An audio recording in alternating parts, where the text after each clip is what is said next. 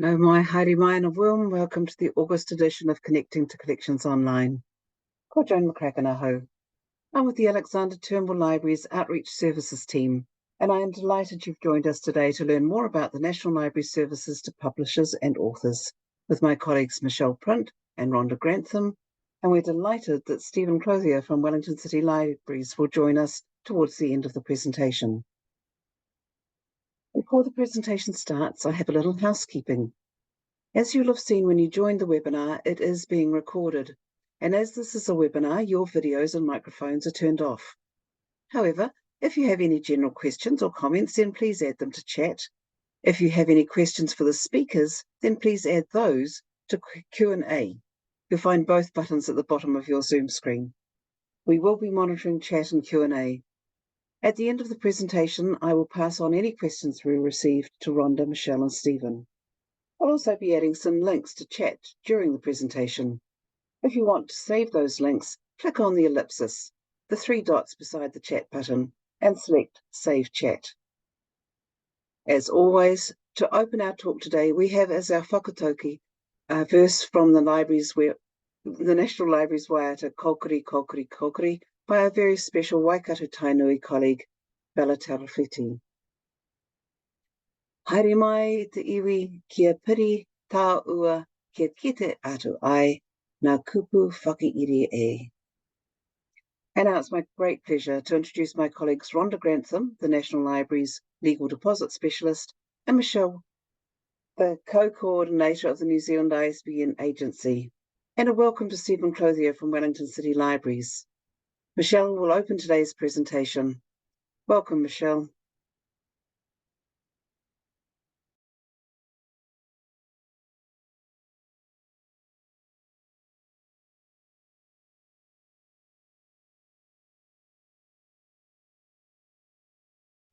Ngā mihi nui, kia koutou e hui mai nei. Greeting to everyone gathered here.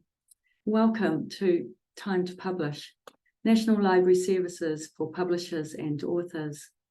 I'm the coordinator for the New Zealand ISBN Agency at the National Library, and I have the best of both worlds, engaging with authors and publishers pre-publication, as well as seeing firsthand the incredible and varied publications as they come into our care.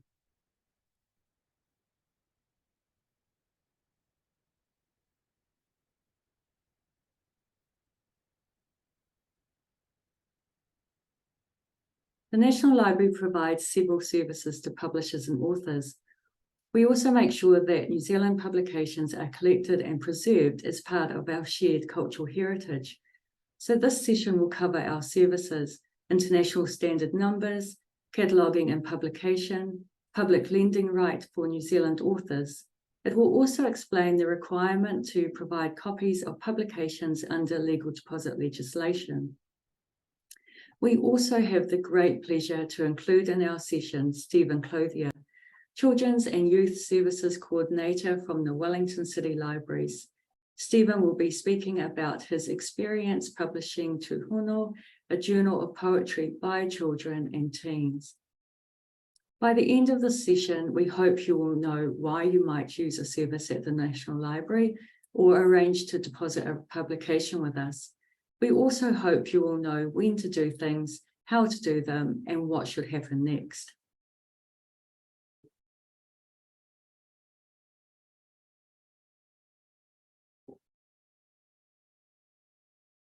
The International ISBN Agency is tasked with overseeing the agencies like us, and we certainly make the most of their support.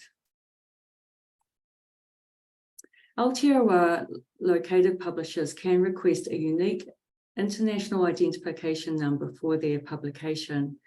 Our library colleagues in the serials team support requests for international standard serial numbers, which identify magazines, newspapers, and journals.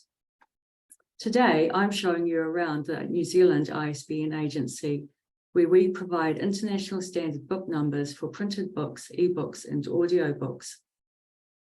We also provide international standard music numbers for sheet music. We are a mini team of 3 collection management librarians. The administration of the ISBN system is shared by 150 other regional and national agencies, so that's quite the community to belong to. And we certainly make the most of the support from the International ISBN Agency. We check in, we ask questions, and we ask for feedback on our allocation practices. There's no cost involved, and once you've made an application, you can expect to receive your International Standard Book numbers within 3 working days. So a quick and easy task that can be accomplished remotely. But we reckon there is so much more to this service. We build relationships with people in the business of bringing stories to life. Whether you are a medium to large traditional publisher or a self-publisher learning how to do a million things yourself and or hiring professionals along the way. At the heart of what we do is ensuring that anyone using our service receives enough support to get the most out of the ISBN standard.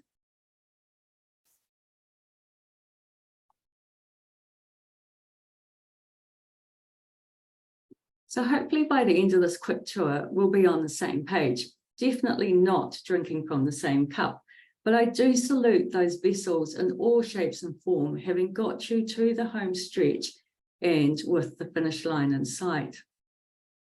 Well-meaning advice from your fellow community or your printer on ISBNs can point you in the right direction or add some extra work or stress to that all-important home stretch. So here are just some of the widely held ideas we come across. Firstly, copyright. ISBNs are unrelated to copyright. ISBNs are identifiers. Copyright is created automatically with original work. The purpose of an ISBN is not to prove you are a serious author or that your book deserves to be published. It's not intended as a stamp of authority. And finally, all books need an ISBN, that age-old question. Let's just sit with that as we dig a bit further into the purpose of an ISBN. So let's start at the beginning. Once we receive an application, the first step is determining whether a publication will be eligible for an ISBN. And in this regard, all of the following criteria must be met. So a publication is monographic. So that's any publication with a defined end. It must be text-based or predominantly text-based. And it must be available to the public, whether for sale or free of charge. Being available to the public has its own scope within the ISBN standard, and we stick close to the guidance from the International Agency. The publication is not available to the public when circulation is restricted. So this could be producing a book for your friends and family, or you plan to produce a book for a particular society, club, or organisation, or you're producing a guide for a small group course. And we might be in contact at this point to ensure ISBNs are correctly assigned. Another way we build trust and rapport is by helping people understand the for-purpose aspect of the ISBN. The ISBN was developed to play an important role within the worldwide book supply chain. It makes for an efficient method of ordering, distribution, and tracking of sales data. So think of it as glue. From the first digit to the check digit at the end, the string of numbers holds together the information about your publication, where it was published, by who, title, edition, and format. So it's a smart way of making sure the supply chain has accurate information about your publications. And you would have seen the ISBN at work whenever you purchased the book. And a 13-digit ISBN represented as a barcode is a lot less work at the point of sale. And there's lots of behind-the-scenes work which occurs when data providers like Nielsen Bookscan collect point-of-sale data from stores worldwide and provide data from author and title sales.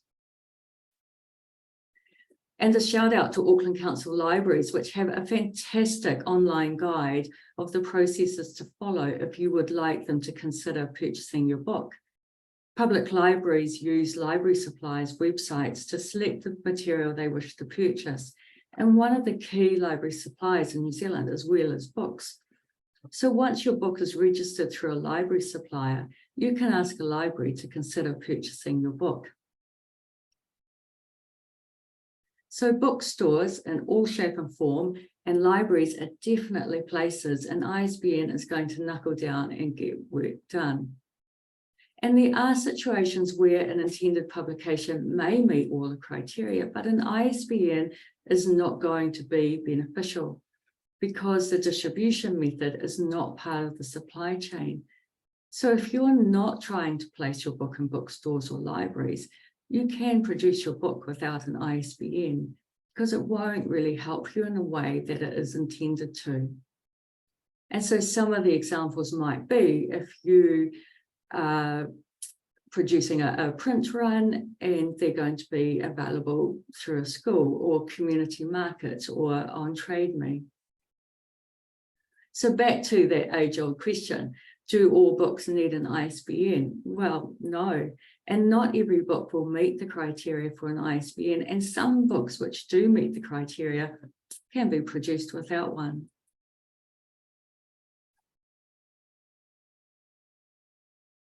Maintaining the ISBN standard in the digital space is not without its challenges.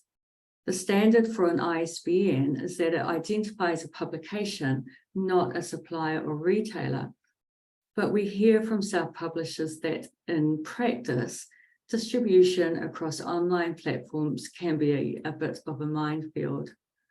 So from an agency perspective, we are aware of the stress this can cause, and especially if you are responsible for all aspects of the publishing process. So a point of difference we are seeing is in the information about your books. For example, free ISBNs from platforms can come pre-registered under the imprint name independently published. So again, accurate and consistent information about your book might be the deciding factor, whether you are just starting out, building your business, or fulfilling a long-held dream. And for many self-publishers worldwide, the cost of an ISBN may weigh heavily in deciding which is the best course to take. So again, it's really good to be able to provide our service free of charge.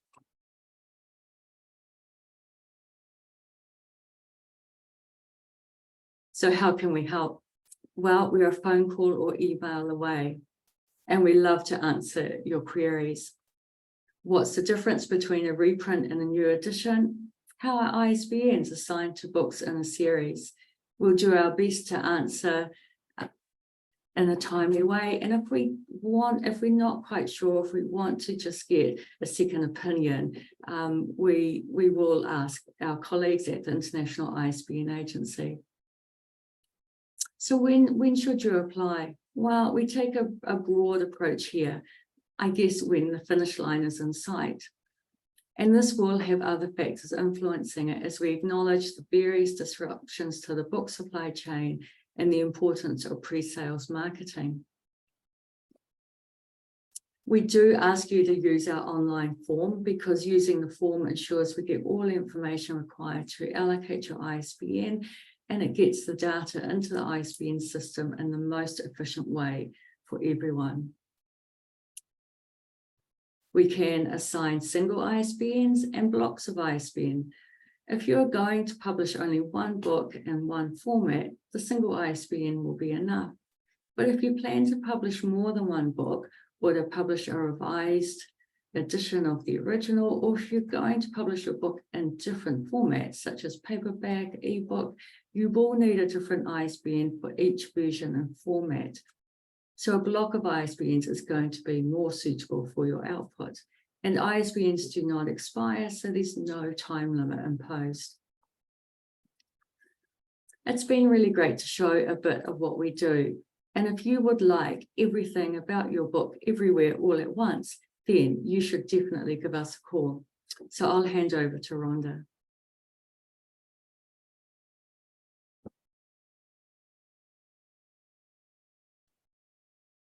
Kia ora koutou, I'm Rhonda. And thanks, Michelle. That's wonderful about ISBNs. And so I'm the legal deposit specialist at the National Library. And I will be speaking to you today about several things, not just legal deposits. So I'll be speaking about cataloguing and publication records and the public lending, legal deposit and the public lending rights scheme for New Zealand authors. So I'm going to begin with cataloguing and publication records. So that's a service that the National Library offers, and any Aotearoa New Zealand, and it's a free service, and any Aotearoa New Zealand publisher can apply for one for their upcoming publication. So this includes self-publishers, small, medium, or large publishers, and they can be made for print books, ebooks, or audio books. So what are they, and what is the purpose of them? They are a descriptive record for a forthcoming publication using information provided by the publisher. The record is added to Publications New Zealand, where it can alert libraries and booksellers to the publication's upcoming release. The best time to apply for one is when the book has been produced. The forthcoming publication date is known, and the book is ready for pre-publication marketing. Publishers can apply by completing an online form, and once a CIP record has been applied for, a publisher can add a standard statement to their publication that a catalogue record is available from the National Library. More information about CIP records can be found on the National Library website, and I won't read it out, but we're going to add the link to the chat now.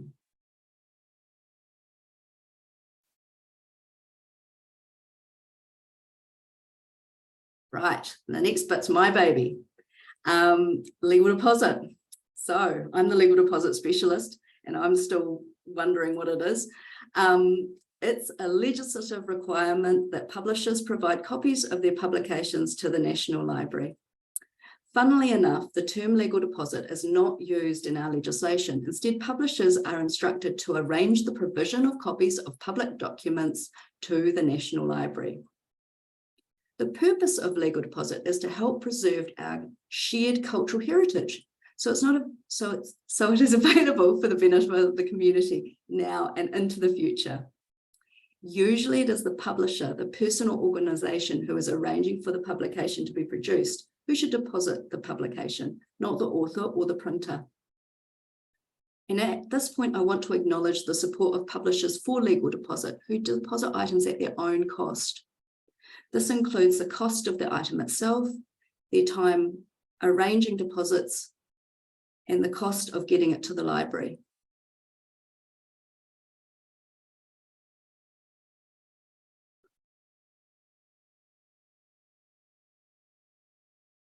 The library can collect publications for legal deposit because we have requirements notices, which allow us to enact the mandate in the Legal Deposit Act. The three which do that are the National Library Requirement Books and Periodicals Notice, the National Library Requirement Electronic Documents Notice, which, as well as enabling us to collect online publications, we can collect electronic publications that are made available on physical media, so things like CDs and DVDs. And finally, the National Library Requirement Phonographic Documents Notice, which a few years ago we saw that music publishers were continuing to make their music available on vinyl. We looked at the two notices we had, and there was doubt that the mechanical method of etching grooves onto a disc was covered by them. So we issued a new notice in 2017, which clarified that vinyl sound recordings are in scope for legal deposit. And I think we're one of the few, or maybe the only legal deposit library that has a vinyl notice.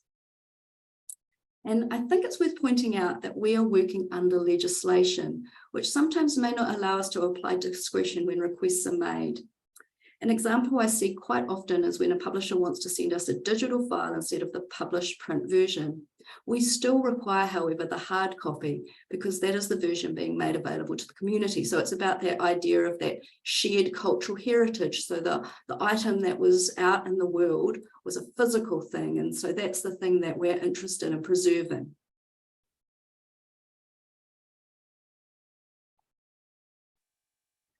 There are three tests a publication needs to make to be considered in scope for legal deposit. It needs to be issued to the public, or copies are available on request, or it is available on the internet. 2, It needs to be produced in New Zealand or commissioned to be produced outside New Zealand by an Aotearoa New Zealand person or organisation. And this extra bit allows us to require publications which are produced overseas, e.g. when a publisher uses a print-on-demand service like Amazon. And finally, 3, and copyright exists in the publication.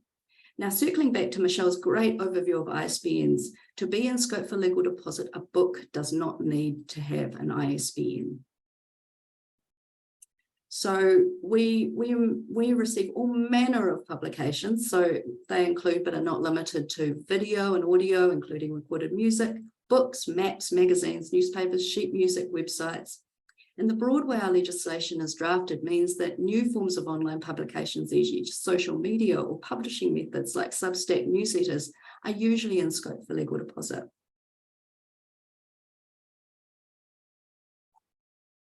Some types of publications don't need to be deposited. They include those only distributed to your immediate circles, that is, family and friends. Public records within Section 4 of the Public Records Act that are not being made available to the public.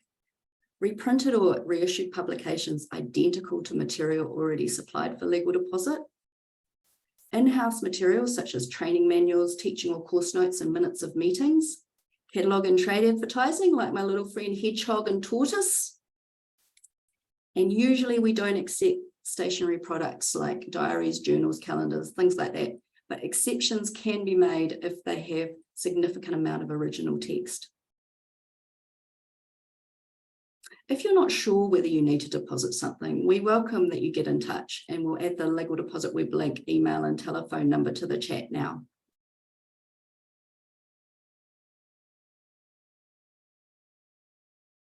So let's look a little bit more at the to-do list.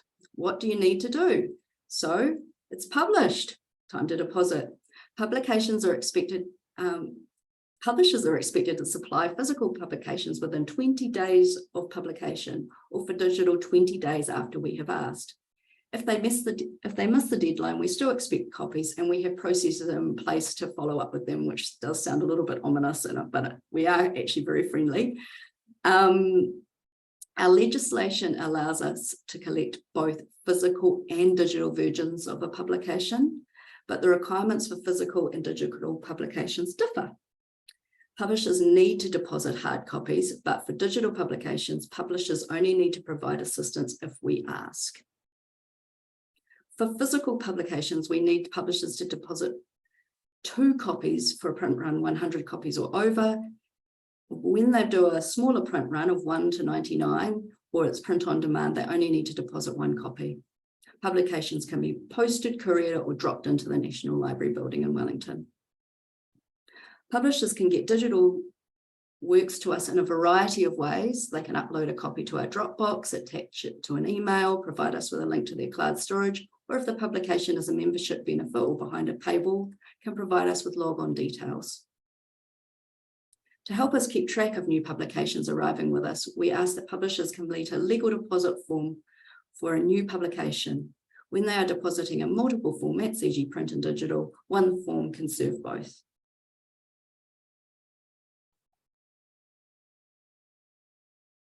Items received through legal deposit are held permanently, even when a publisher produces an updated version of their work. Updated versions also need to be provided. We enhance access to publications received for legal deposit by creating catalogue records, including analysing them to provide creator and subject access points. As well as showing in the National Library catalogue, descriptive records can be found on the National Library website, and Te Puna, a search service that provides access to what is held in New Zealand libraries, and WorldCat, a search service that services the collections of tens of thousands of institutions across the world. For physical publications, a copy goes into the Alexander Turnbull Library, the National Research and Heritage Collection, and when a second copy is supplied, it goes into our General New Zealand and Pacific Collection and is available to borrow from local libraries using interlibrary loan. Digital publications are archived into the National Digital Heritage Archive, our digital preservation system. If a publication is open access, freely available online, or we've received publisher permission, anyone can access our archive copy through the National Library catalogue.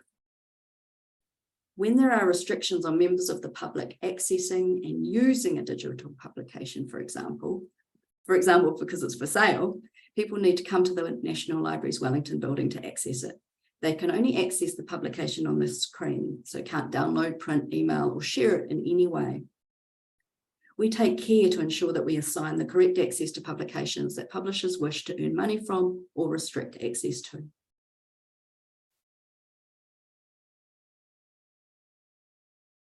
Legal deposit has some benefits to publishers. When other libraries decide to purchase copies of Aotearoa New Zealand publications, the descriptive records we create can be uploaded into their library catalogue for these copies. The descriptive records we create provide awareness about publications now and into the future, allowing researchers in New Zealand and around the world to discover publications received for legal deposit. We analyse and preserve digital and physical publications to international standards. Physical publications are stored in conditions that best preserve them in the long term, and our digital preservation system maintains the digital object's integrity so that it can be accessed in the future. And finally, if the unfortunate event a publisher loses access to their own publication, we can provide them with a copy.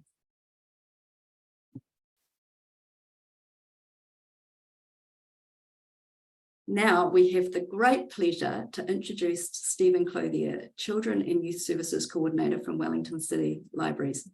Stephen will be speaking about his experience publishing Tohono, a journal of poetry by children and teens. Whiua te rākau kia koe, Stephen, handing you the stick. Kia ora, Rhonda. Thank you so much, and kia ora koutou e hoa mā. Thank you for joining us today. As Rhonda said, my name is Stephen, and I am the Children's and Youth Services Coordinator at Wellington City Libraries. In the olden days, that might have been called something like Head Children's Librarian.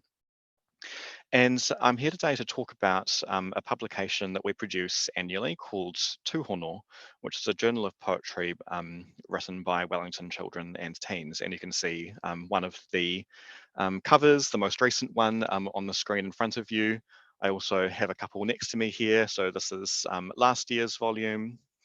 And then I also have, this is the very battered original proof for the first Tūhono back in 2020. So I'm going to talk a little bit about the process that we went through to produce this publication, because it was something that was sort of totally new to us as a public library. We aren't usually very heavily involved in the creation of publications. We very happily collect them and make them available to the public, but this was really the first time that we had gone through the process of creating something ourselves. So it might be something that will be of interest to some of you in the audience. So first of all, the background of Tūhono is quite interesting, and it has its roots in the great lockdowns of 2020. We had a creative writing group for teenagers that met regularly online during the level 4 lockdowns, and they're producing a lot of poetry. And we thought, hey, wouldn't it be cool if once we come out of this whole lockdown situation, if we had some kind of physical publication of some of the works created by these kids, that could be a really cool way to bring people together after we sort of reopen our library sites and people can start participating once more in society. And so that was kind of the germ of the idea. And then it kind of expanded out quite a lot. We thought, hey, it shouldn't just be for this one group. Let's open it up to everybody. We can invite them to reflect on their experiences during lockdown. We can include children as well as teenagers.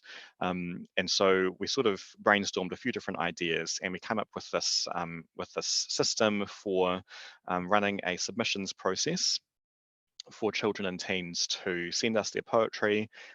We would provide them with a theme, and effectively we would publish anything that we got sent. So unlike a lot of these kinds of publications, like the Toi Toi Journal, for example, we made the commitments that we would publish anything that we got sent, as long as it met the criteria for publication. So why would we do something like this? As I mentioned earlier, libraries have traditionally had little interest in being the creators of publications. But one thing that we are always interested in is having our collections be reflective of our communities in ways that matter. So, we make sure to buy things that we think our communities will be interested in, and those kinds of things. And increasingly around the world, and especially in Aotearoa, public libraries are looking for ways to enable their community members to actually have themselves reflected or represented on the shelves. And we call this patron created content. There's quite a lot of different ways in which this process kind of bears out, but for us, Tūhono is kind of, I guess, our flagship project in the patron created content kind of stream of our collections strategy, but it certainly isn't the only thing that we're doing in this area.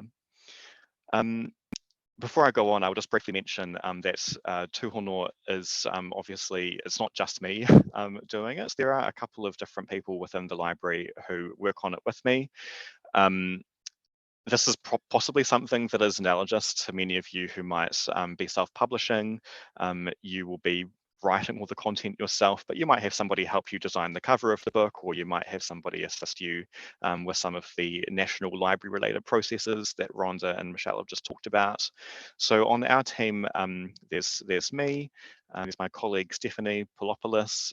She is one of our collections librarians. And our colleague Leisure Horta, who in a previous life in Brazil had worked as a book designer and a layouter for a publication company.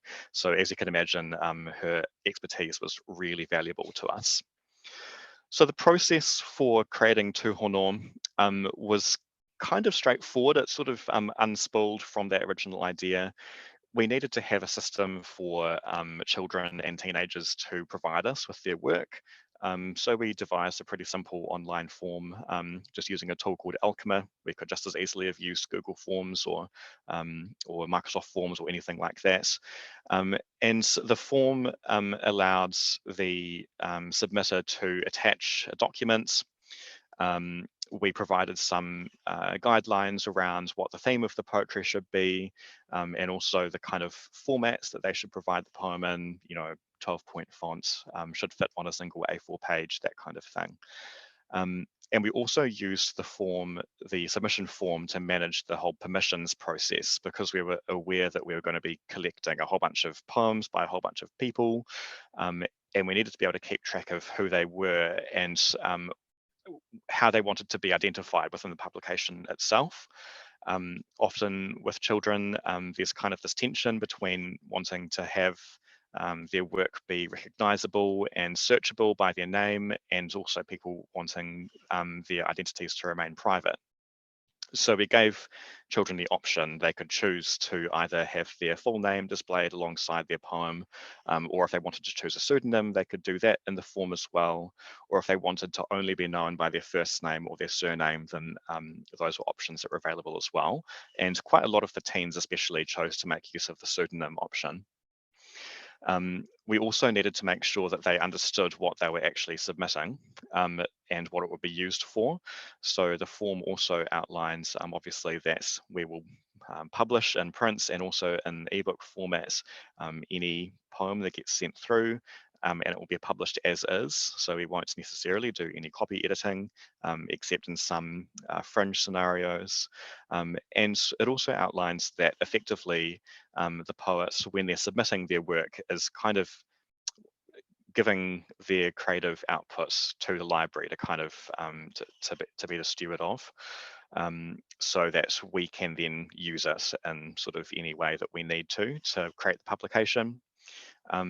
There's also an optional permission for poets to submit that they can select or not, and if they choose to select this option, then that gives the library permission to use their poem in particular for promotional sort of, for advertising or for social media, or for posters in our libraries and things like that, to let people know about the publication. So we opened up the submissions in November of 2020. We had the form go live. We sent out communication via all the schools in Wellington. We developed like a simple lesson plan for teachers even to use in the classroom to encourage their kids to write poems. And then they sent their poems into us.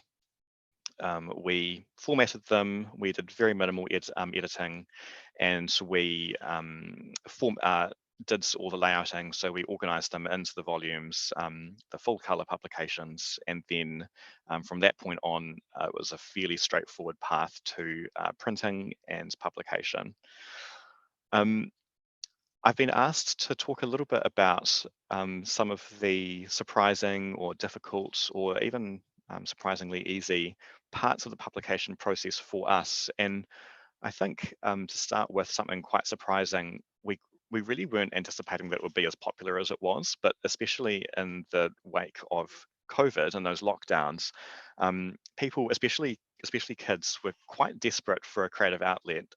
And so we had pretty massive public response. That first year, there were about 200 poems that were submitted, and we published all of them into a very, very thick, thick publication. So in future years, because of that demand, we decided to split the publication into two. So there's one smaller volume, which is publications by teens aged 13 to 18, and one slightly chunkier publication for poems written by children aged 5 to 13. In terms of the difficulty of putting this together, I mean, we really had no idea what we were doing, so we just sort of made up processes as we went. But for us, the most challenging aspect was definitely the actual design and layouting of the book. And this is where Leisure's expertise in the book design industry was really, really helpful. When you're collating so many different works, creative works by so many different people, you have to think very carefully about how the publication is organized and what it's going to look like, and how does the color scheme that you choose for the title page or for the insets kind of reflect the thematic content of the material and so on. So that was definitely a challenging aspect for us, and the most time consuming by quite a long way. There were many different iterations of this that went back and forth as we continued through the process. And interestingly enough, the stuff that we found surprisingly easy was really the process type stuff. I guess being a library, we're quite familiar with metadata. And so it was a really straightforward process for us really to get in touch with the National Library team. They assigned an ISSN to Tūhono because it's an annual publication. So given that it doesn't have a foreseen end, it's not eligible for an ISBN, but it is for an ISSN. That was very straightforward, including that in the publication. Writing the catalogue records ourselves even was also quite straightforward. And the other thing that was important for us was to think about was how we provided access for people. And so, yes, we have the physical publication that we distribute just to libraries and schools in the Wellington area, but we also provide digital access through Overdrive and Libby, which are our ebook platforms. And so that again proved to be a surprisingly straightforward process for us to enable that access through Overdrive. Again, we're very familiar with creating the metadata that's required to do that. And there was, no need for the content to be vetted beyond our own team saying, "Yep, this looks good to put up on our website." So yeah, I guess that's kind of in a nutshell the process that we went through to produce this publication. I hope that's been sort of interesting to some of you. Maybe it feels analogous to your own experience creating something, or maybe it's a concept that you're unfamiliar with public libraries choosing to enter into this publication game. But yeah, if anybody has any questions about Tūhono, the interest of public libraries in this publishing game, or anything else about our processes or projects, please feel free to add them into the Q&A so we can address them at the end of the webinar. But for now, I'll hand the stick back to Rhonda, and she's going to talk to you about the public lending rights scheme. So thanks so much, Rhonda.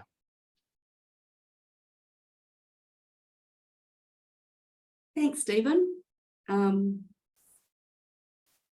Thanks so much for taking the time to share your work with us. It's awesome. So I'm going to bring this presentation home by explaining about the Public Lending Right for New Zealand Authors Scheme. The scheme was established for New Zealand authors, illustrators and editors to receive payments in recognition that their books are available for use in New Zealand libraries. Authors registered with the PLR scheme are entitled to receive an annual payment based on the number of copies of titles held in New Zealand libraries. This number is determined by an annual survey. They need to be resident in New Zealand and register themselves and their titles for the scheme each year. The registration period is from the 1st of Jan to the 1st of March. The scheme makes payments for books published by the 1st of January of the registration year and doesn't include ebooks or audiobooks. And just to confirm, books need to be published, not forthcoming publications, to be eligible. There are some conditions books need to meet regarding length, and there needs to be at least 50 copies of a title in New Zealand libraries surveyed to get a payment.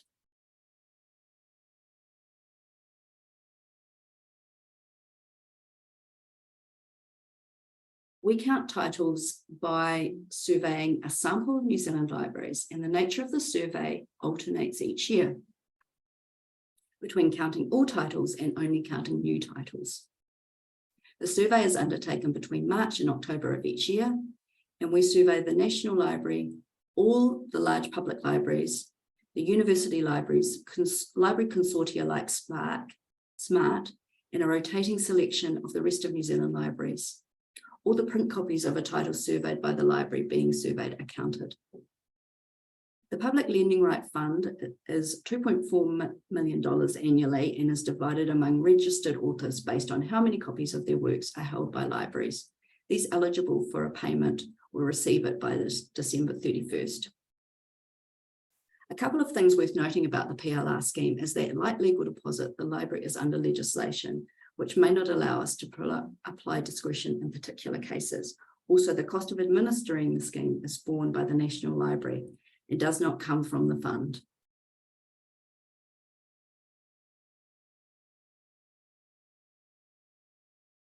So that brings us to the end of the session, and we welcome any questions you may have about our author and publisher services, or for Stephen about the publication of Te Hono.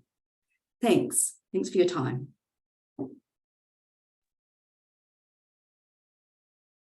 Thank you so much, Rhonda and Michelle and Stephen. That's a fantastic session. And we already have a number of questions coming through from our audience. So thank you to all of you who've added questions under Q&A.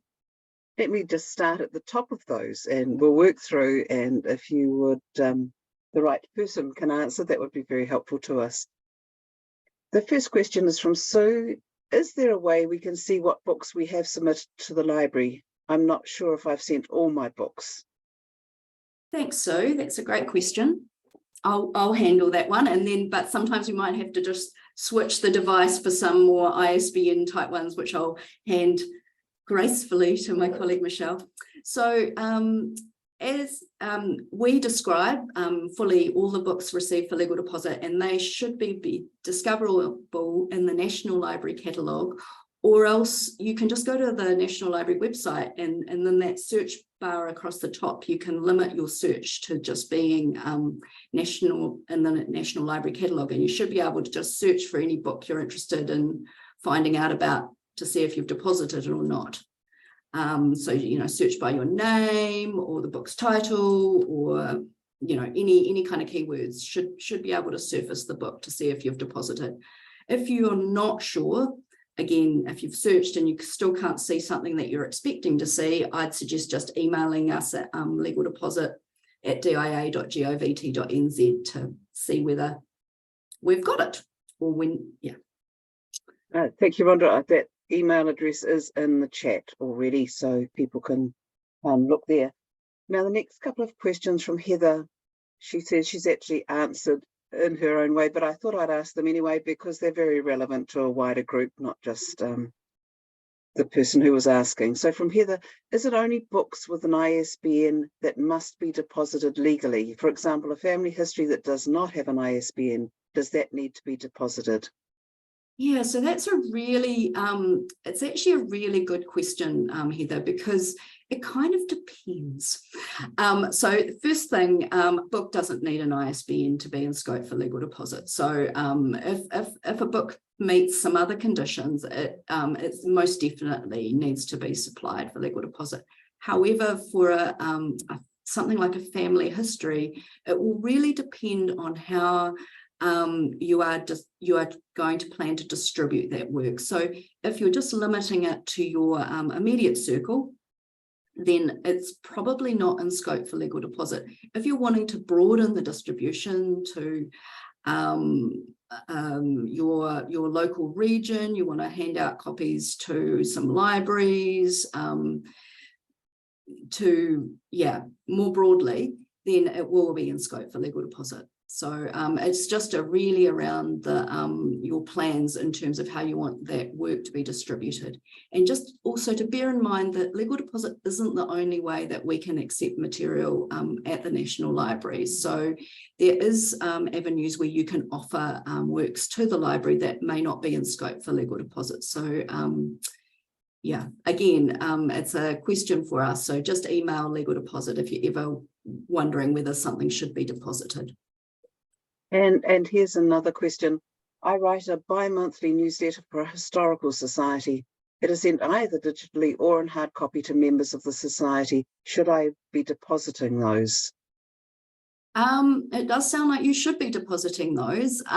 Now, bear in mind, we're a country of 5 million really, really active people involved in so many societies. So the National Library is never going to know about every single society or group that's here. So, but if your work is meeting the tests of legal deposit, so you're making it available to the public,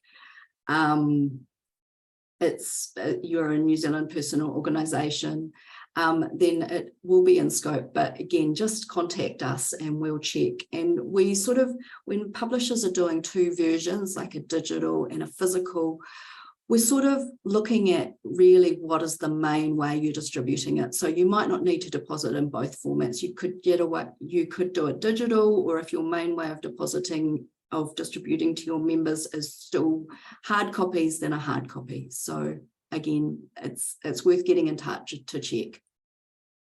Thank you.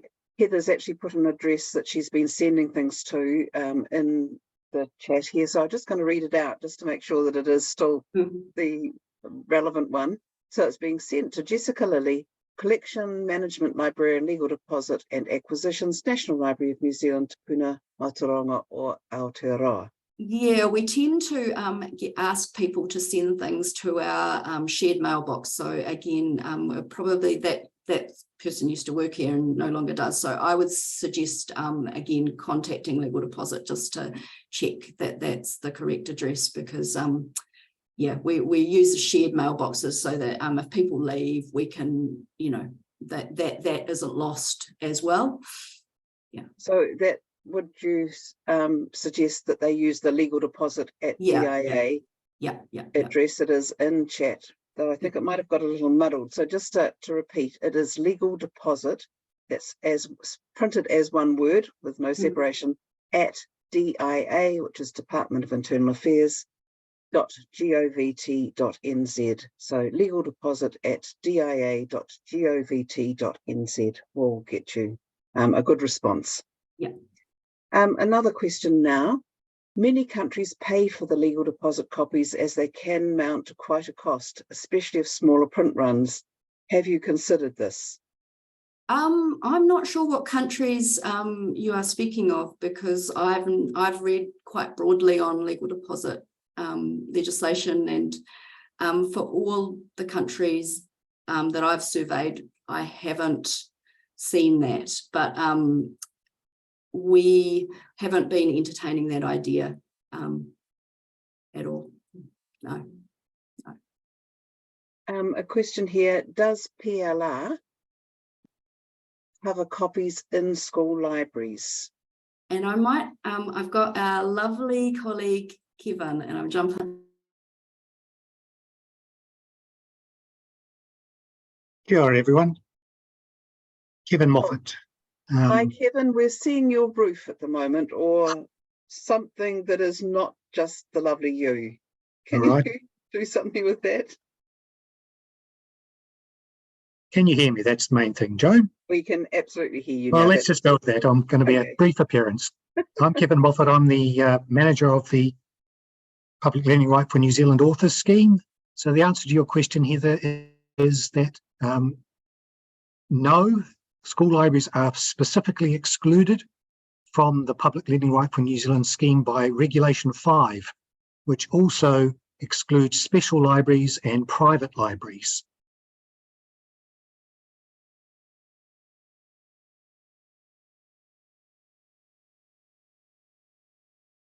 Thank you, Kevin. You've gone silent, so I presume that is the end of your little piece. So the answer is no to that particular question.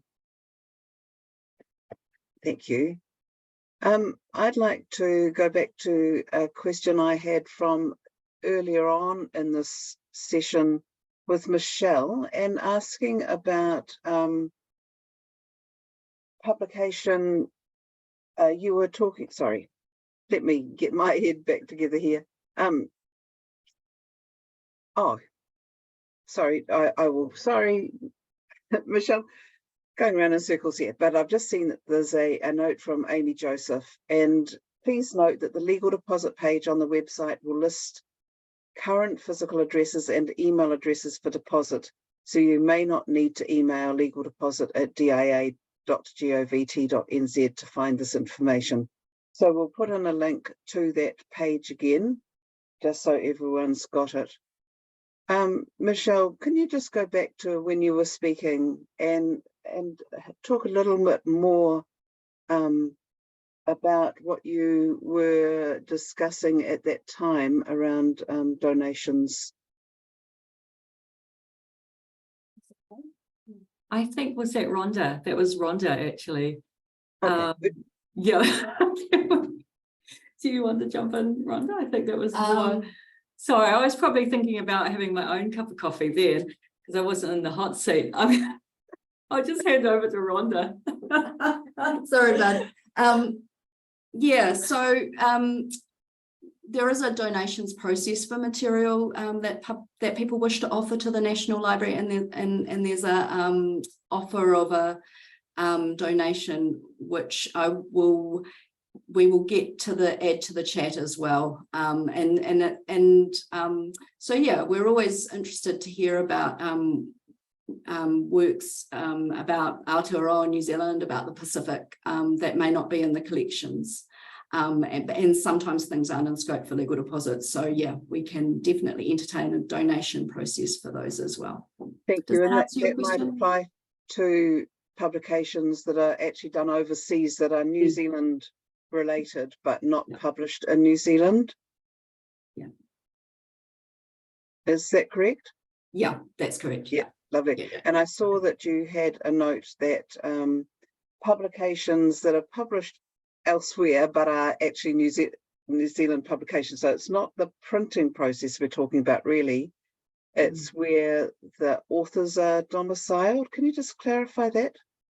No, it's where the person who's basically commissioning or organising the publication. So for a self-published author, it is the author, and they're the publisher as well, because they're kind of commissioning the work and they're organising it, and they're figuring out what they're going to use for the cover image, and they're, editing it and doing all the stuff. All of the wonderful things that publishers need to do. They're just doing it for themselves, and they're in New Zealand, so they're the publisher, even if they're using an overseas platform in order to produce the work. Is that clear? Yes, I think so. If there's any questions from that, people can come on and ask us. But we are nearing the end, so thank you again for what a wonderful session with lots of really interesting information for people. And if they still want to get in touch because they've got questions, but we haven't covered it off in today's session, is that an email to Legal Deposit? Is that the best thing to do? Yeah, or go to that publishers and authors page, and there's a big legal deposits section as well there as well. So yeah, those are the. So have we put the publishers and authors link into the chat? Or could you do that? Yep, I can do that. Thank you. That's fantastic. So, I'll do that when you're doing your bit. okay. So, ngā mihi, Rhonda, Michelle and Stephen, such a wonderful presentation full of really useful information. Thank you. Now, just to finish off, I'd like to let you know about the next sessions that we're having. Thank you also to the colleagues who've supported us today, and thank you to everybody who's joined. If you'd like to hear about future events being held at the library on site or online, and you're not already on our What's On mailing list, please do sign up. You can subscribe on the events page on the National Library website. It's www.netlib.govt.nz. I'll pop that link in as well. We have added the addresses to chat while we will. Remember, you can save the chat and the links we've added by clicking on the ellipsis by the chat button. We really look forward to the next time you can join us. Ka kite anō. We'll finish with a whakatauki. Mā te kimi ka kite, mā te kite ka mōhio, mā te mōhio ka marama. Thank you, everybody. Look forward to seeing you in September.